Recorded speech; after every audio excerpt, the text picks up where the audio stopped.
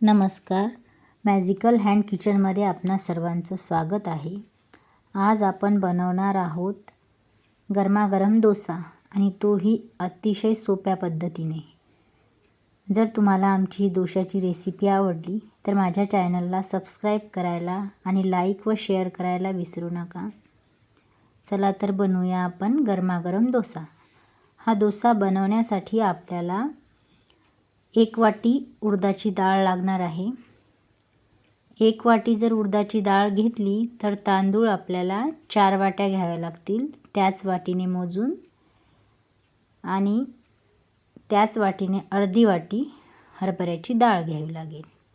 हे सगळं आपल्याला 4 तास भिजत घालायचं आहे वेगवेगळ्या भांड्यामध्ये. साधारणतः कमीत कमी 4 तास तरी ते भिजायला हवं. आता हिवाळ्याचे दिवस आहेत तर 5-6 तासही भिजलं तरी चालतं. भिजल्यानंतर ते धुवून स्वच्छ मिक्सरमध्ये फिरवून घ्यायचं आहे. हे बघा, मी हे मिश्रण तयार केलेलं आहे आणि हे आपल्याला इडलीसारखं जाडसर नाही ठेवायचं, तर बारीक काढायचं आहे मिक्सरमधून. हे बघा, तुम्हाला दिसतच असेल, हे मी बारीक काढून घेतलेलं आहे ते मिक्सरमधून. नंतर त्यामध्ये आपल्याला चवीनुसार मीठ घालायचं आहे. डोशासाठी बेकिंग सोड्याची गरज नसते. हे बघा, अशा प्रकारे याची कन्सिस्टन्सी आपल्याला पाहिजे. डोशांसाठी सगळ्यात जास्त आवश्यक आहे तो म्हणजे नॉनस्टिक तावा, डोशांचा तावा. ह्या ताव्याशिवाय आपण डोसे नाही करू शकत. तर आधी हा तावा आपल्याला गरम करून घ्यायचा आहे छान, आणि नंतर मग मीडियम फ्लेमवर तेल टाकायचं आणि थोडं पाणी शिंपडायचं. त्यामुळे तो गरम झालेला तावा पुन्हा थोडा थंड होईल. आणि नंतर मग हे मिश्रण आपल्याला त्या ताव्यावर सगळीकडे एकसारखं पसरवायचं आहे. हे बघा, अशा प्रकारे थोड्या वेळाने आपोआप तो डोसा बाजू सोडेल त्या ताव्याची. हे बघा, आपला डोसा तयार आहे. आता आपण हा फक्त फोल्ड करून घ्यायचा. नॉनस्टिक ताव्यावर खूप छान डोसे होतात. आपला डोसा छान तयार आहे. चला तर डोशासोबतची चटणी बनवूया.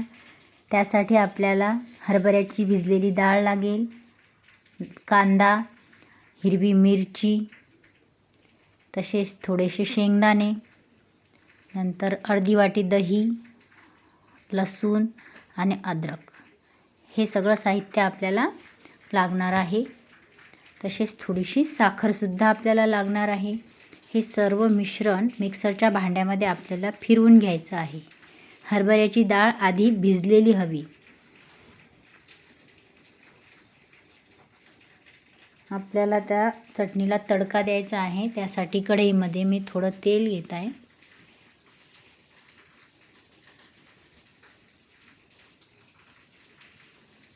तेल गरम झाल्यानंतर त्यामध्ये आपल्याला मोहरी घालायची आहे. नंतर थोडं जिरं घालायचं आहे.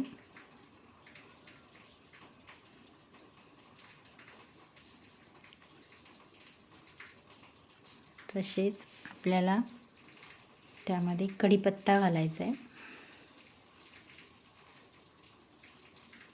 आणि आता मिक्सरमध्ये फिरवलेलं हे मिश्रण आपल्याला ह्या तडक्यामध्ये घालायचं आहे आणि गॅस बंद करायचा. हे बघा, थोडं मीठसुद्धा त्यामध्ये घालायचं आहे आपल्याला चवीनुसार. आपली डोशासोबतची चटणी छानपैकी तयार आहे. ह्या चटणीसोबत डोसे खायला खूप छान लागतात. मुलांना तर ही चटणी खूप आवडते. नंतर आपण त्यामध्ये थोडी कोथिंबीर घालूयात. बघा, आपले डोसे आणि डोशासोबतची छान चटणी तयार आहे. तुम्हाला जर आमचा हा व्हिडिओ आवडला तर आमच्या चॅनलला सबस्क्राईब करायला विसरू नका.